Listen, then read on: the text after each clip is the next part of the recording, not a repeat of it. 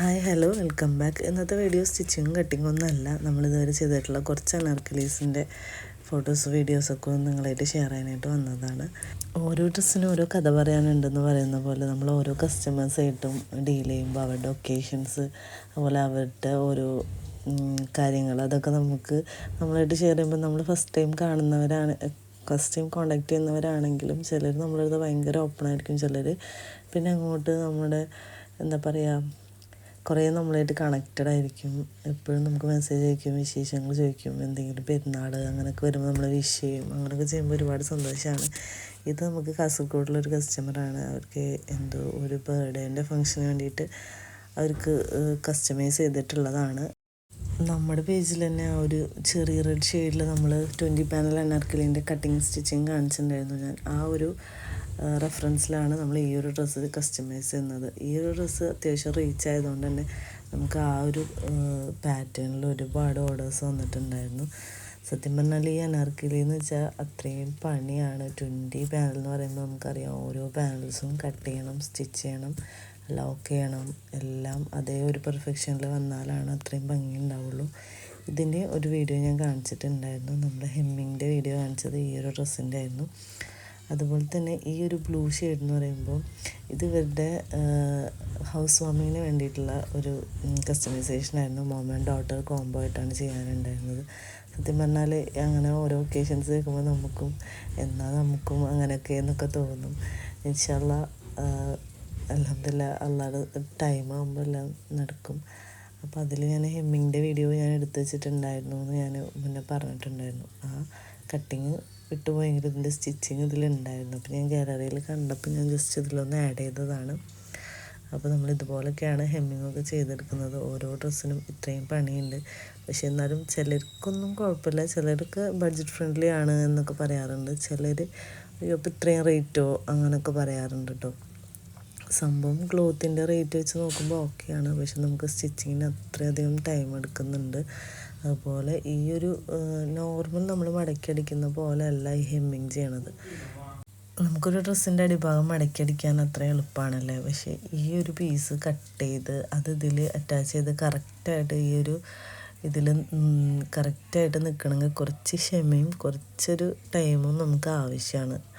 നമ്മൾ സാധാരണ സ്റ്റിച്ച് ചെയ്യുന്ന പോലെ സ്റ്റിച്ച് ചെയ്യാൻ പറ്റില്ല. ഇതെന്തായാലും ചെയ്യുന്നവർക്കും ചെയ്ത് നോക്കിയവർക്കും അറിയാം, അത്രയും കുറച്ച് ഡിഫിക്കൽട്ടിയാണ്. ഇതിന് നമ്മൾ ഉദ്ദേശിച്ച പോലെ കട്ടിങ് വന്നിട്ടില്ലെങ്കിലും ഒരു ചെറിയ വേരിയേഷൻ വന്നാലും അത് കറക്റ്റായിട്ട് നിൽക്കാതെ വരും.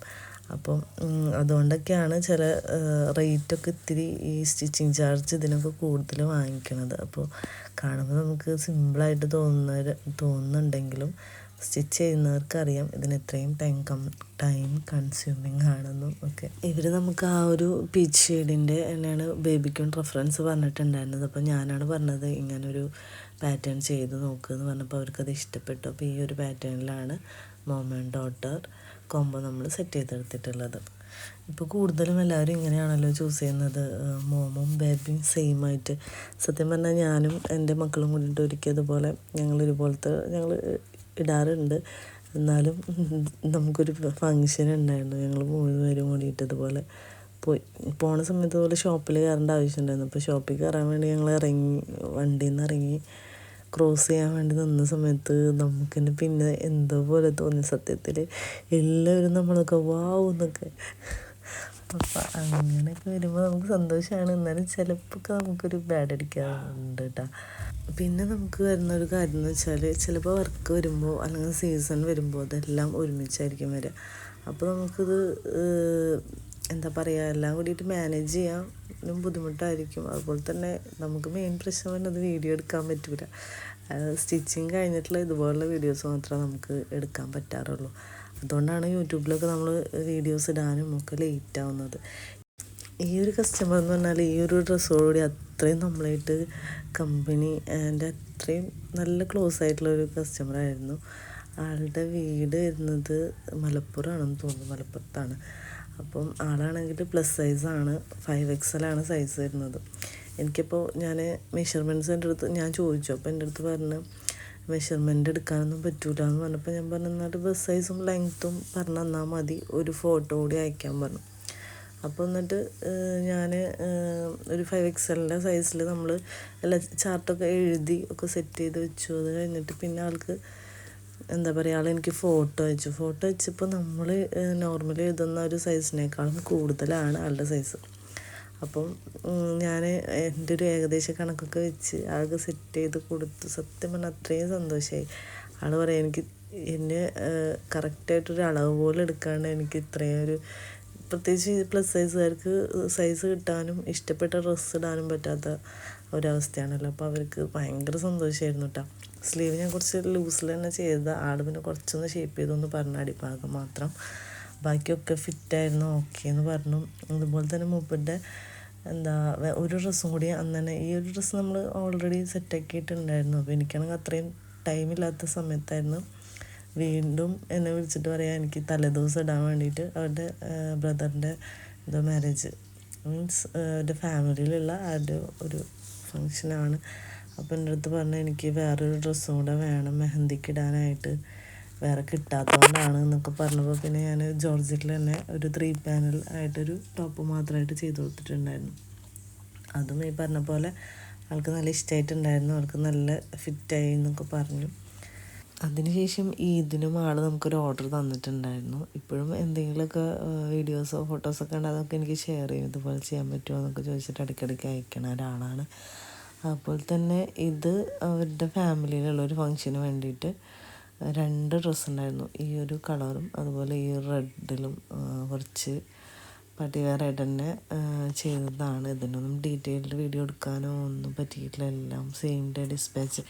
ബാക്കിലുള്ള ആ ഒരു ബ്ലാക്ക് ഡ്രസ്സ് എന്ന് വെച്ചാൽ അതെനിക്ക് നമ്മുടെ യൂട്യൂബ് സബ്സ്ക്രൈബർ തന്നിട്ടുള്ള ഒരു ഓർഡറാണ്. ആൾ നമ്മുടെ വാട്സപ്പിൽ കോണ്ടാക്റ്റ് ചെയ്തു, മെഷർമെൻറ്റ്സൊക്കെ തന്നു. അതുപോലെ ഒരു ഡ്രസ്സ് നമ്മൾ സ്റ്റിച്ച് ചെയ്തെടുത്തതാണ്. ഈ ഒരു വർക്ക് എന്ന് വെച്ചാൽ ഇത് നമുക്ക് ഓസ്ട്രേലിയയിൽ നിന്ന് വന്നിട്ടുള്ള ഒരു ഓർഡറാണ്. ഓസ്ട്രേലിയ എന്നൊക്കെ ഈ തൃശ്ശൂരുള്ള നമുക്കൊരു ഓർഡറില്ലേ, അത് ഒക്കെ കോട്ടയത്താണ് ആളുടെ വീട്. ആൾ നാട്ടിലെത്തുന്നതിൻ്റെ മുന്നേ ഈ ഒരു ഡ്രസ്സ് വീട്ടിൽ കിട്ടണം എന്നുള്ളൊരു ഇതിലാണ്. നമ്മളവർ പറഞ്ഞ പോലെ തന്നെ കസ്റ്റമൈസ് ചെയ്തെടുത്തു, മെറ്റീരിയലൊക്കെ എടുത്ത് അവരെ കാണിച്ച് അവർക്ക് ഇഷ്ടപ്പെട്ട പോലെയാണ് നമ്മൾ ഈ ഒരു ഡ്രസ്സ് സ്റ്റിച്ച് ചെയ്തെടുത്തിട്ടുള്ളത്. ഈ ഒരു റെഫറൻസിലാണ് നമ്മുടെ മുന്നത്തെ കസ്റ്റമർ ആ ഒരു ബേൺഡ് ഓറഞ്ച് ചെയ്യിപ്പിച്ചിട്ടുണ്ടായിരുന്നത്. സെയിം ലേസ് തന്നെയാണ്, ഈ സെയിം ലേസ് തന്നെയാണ് നമ്മൾ ആ ഒരു ഡ്രസ്സിൽ യൂസ് ചെയ്തത്. ഡ്രസ്സ് എന്ന് പറഞ്ഞാൽ ഈ ഒരു ഷെയ്ഡിലാണ്, ഈ ഒരു ഷെയ്ഡിൽ നമ്മൾ കുറേ ഡ്രസ്സസ് ചെയ്തിട്ടുണ്ടായിരുന്നു. ഇതൊരു ഫാമിലിയിൽ അവർ 2 നാത്തൂന്മാരാണ് നമുക്ക് ഓർഡർ തന്നിട്ടുള്ളത്. ഒരാളാണ് നമ്മളെ കോണ്ടാക്ട് ചെയ്തത്, പിന്നെ മറ്റാൾ പറഞ്ഞിട്ടാണ് ഒരാളുകൂടി നമുക്ക് ഈ ഒരു ഓർഡർ തരുന്നത്. അപ്പോൾ നമ്മൾ നമുക്ക് ഡയറക്റ്റ് കൊണ്ടുപോയി കൊടുക്കാൻ പറ്റുന്നൊരു സ്ഥലത്തായിരുന്നു. അപ്പോൾ ഞാൻ ഡയറക്റ്റാണ് അവർക്ക് കൊണ്ടുപോയി എത്തിച്ചു കൊടുത്തിട്ടുണ്ടായിരുന്നത്. പക്ഷേ ഈ ഒരു ഡ്രസ്സിന് കുറച്ച് അവർ മെഷർമെൻറ്റ്സ് ഒന്നും തരാതെ ചെയ്തത്, ഒരു ഏകദേശം ഒരു കണക്ക് പറഞ്ഞു. പക്ഷെ നോക്കിയപ്പോൾ ആൾക്ക് ലെങ്ത്ത് കുറവായിരുന്നു. അപ്പോൾ ലെങ്ത്ത് കുറവായതുകൊണ്ട് പിന്നെ ലെങ്ത്ത് നമ്മൾ കൂട്ടാൻ വേണ്ടിയിട്ടാണ് ഈ അടിയിൽ ഈ ഒരു പാറ്റേൺ പോലെ കൊടുത്തത്. പക്ഷേ അത് നല്ല രസമായിട്ടുണ്ടായിരുന്നു കേട്ടോ.